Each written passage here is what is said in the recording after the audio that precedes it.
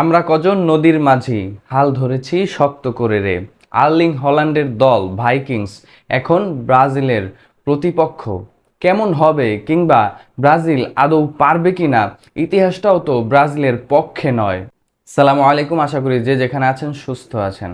ভাইকিংসরা তাদের ঐতিহ্য কিংবা সাহসিকতায় কোনো দিক থেকে বিন্দুমাত্র ছাড় দিবে না। যেই দলটা যাদের ঐতিহ্য পানির সাথে যুদ্ধ করা, সাগরের ঢেউয়ের বিপক্ষে ঘুরে দাঁড়ানো, সেই দলটা যখন সেলেসাওদের সামনে, সেলেসাওদের কাঁপন তো একটু থাকবেই। তবে বিষয়টা যখন ফুটবল, তখন ভিন্ন কথা ভিন্ন রূপ হতেই পারে। কেননা সেলেসাওদের যে ঐতিহ্য ফুটবলে, সেই জায়গায় সেলেসাওরাই এগিয়ে থাকবে। যদিও রিসেন্ট পারফরমেন্স কিংবা তাদের প্রতিপক্ষের যেই আর্লিং হল্যান্ডের দল, সেই দলটার বিপক্ষে তাদের পারফরমেন্স এখন পর্যন্ত সেলেসাওদের পক্ষে কথা বলে না। কেননা 4বারের দেখায় সেলেসাওদের বিপক্ষে আর্লিং হল্যান্ডের দল 2বার জয় তুলে নিল এবং বাকি 2টা ম্যাচ তারা ড্র করলো।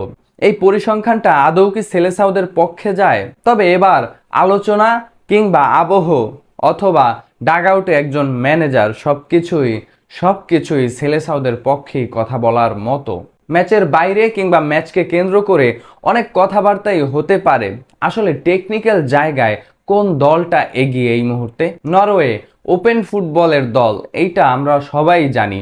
তারা ওপেনলি খেলতে পছন্দ করেন। সেই জায়গায় নরওয়ের এই দলটার মধ্যে সবচেয়ে বেশি আতঙ্কের নাম আর্লিং হল্যান্ডই হবেন ম্যান সিটির। কেননা এই লোকটা ডিবক্সের মধ্যে কি করতে পারে, কি করে দেখিয়েছে এর আগে সবাই আমরা জানি।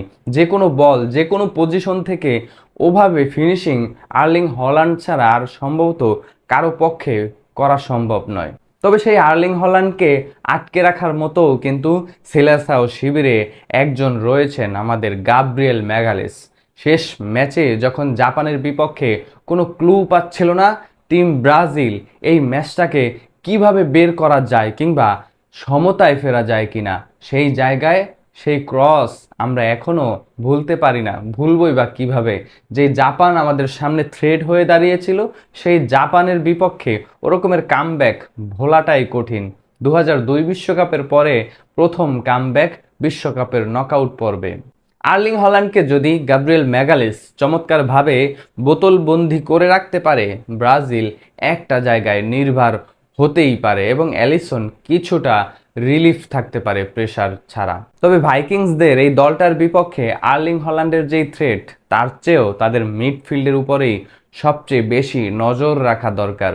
কেননা একজন স্ট্রাইকার পুরো মাঠের খেলাটাকে নিয়ন্ত্রণ করতে পারেনও না, করেনও না। তিনি কাজটা করেন, শেষ তুলির আঁচড়টাই দেন। আর্লিং হল্যান্ডের দায়িত্বটাও সেটা। তবে তাকে যারা সহযোগিতা করবেন, সেই মিডফিল্ড নিয়েই তো ব্রাজিলের টেনশনটা থাকা উচিত। পেট্রিক বার্ড কিংবা ওডিগার্ড, এই দুইজন মোট 5টি অ্যাসিস্ট করেছেন এই বিশ্বকাপে। মোট 10 গোলের 5টি যখন এই দুইজন অ্যাসিস্ট করে, সেই মিডফিল্ড আসলেই টেনশনের হওয়ার কথা। এবং এই মুহূর্তে সেলেসাওদের শিবিরে সেই মিডফিল্ড নিয়েই সম্ভবত আলোচনা চলছে। ওডিগার্ডে আর্সেনাল তারকাকে নিশ্চয়ই গাব্রিয়েল ম্যাগালেস খুব ভালোভাবেই জানেন। গাব্রিয়েল মার্টিনেলি, এই দুইজন তার সতীর্থ। তাহলে টেনশনটা একটু হলেও কমানো যায়। কেননা তার সম্পর্কে যখন এই দুইজন খুব ভালোভাবেই জানেন, তাহলে তাকে আটকে রাখার চিন্তাটাও কার্লো আনচেলত্তি নিশ্চয়ই করবেন। এবং পেট্রিক বার্গেও সম্ভবত কাসেমিরো খুব ভালোভাবে নজরে রাখতে হবে। যদি মিডফিল্ড থেকে যেই সাপ্লাইগুলো আর্লিং হল্যান্ডের কাছে যাবে, সেই জায়গাটায় আটকে রাখতে হয় এই হল্যান্ডকে, এই নরওয়ে দলটাকে। সেখানে নজর তো নিশ্চয়ই রাখতে হবে। তবে শুধুই কি আর্লিং হল্যান্ডকে নিয়ে সব টেনশন করলে হবে? অ্যাটাকিং লাইন আপে নুসো শেষ ম্যাচে যে গোলটা করলো, সেই গোলের পরে আমাদের টেনশন তো আরেকটু বেড়ে যাওয়ার কথা। কেননা ওই সাইডে যখন দানিলো দায়িত্বটা পালন করবেন, দানিলো তাকে কতটুকু আটকে রাখতে পারবেন, সেটাও কার্লো আনচেলত্তি নিশ্চয়ই ভাবনায় রাখবেন। তবে নরওয়ের বিপক্ষে নরওয়ের টিম নিয়ে যতটুকু আলোচনা চিন্তা ভাবনা ব্রাজিল করবে, তার চেয়ে কি কম কোথাও ইনজুরির টেনশনটা? ক্যাসিমিরো শেষ ম্যাচে ব্যথা পেয়ে মাঠ ছেড়েছেন। লুকাস পাকেতা এখনও অনিশ্চিত, সম্ভবত ফাইনালও তার অনিশ্চিত। যদি ব্রাজিল ফাইনালেও যায়, লুকাস পাকেতাকে না পাওয়ার সম্ভাবনাটাই অনেক বেশি।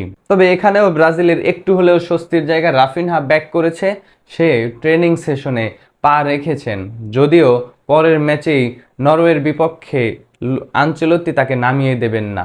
তবে প্লেয়াররা ইনজুরি মুক্ত থাকাই দলের সবচেয়ে সবচেয়ে প্রশান্তির জায়গা। কিন্তু লুকাস পাকেতাকে নিয়ে এই মুহূর্তের যেই টেনশন, সেই জায়গায় লুকাস পাকেতার রিপ্লেসমেন্টটা কে হবেন? দানিলো সান্তোস নাকি এডারসন নাকি নেইমার জুনিয়র?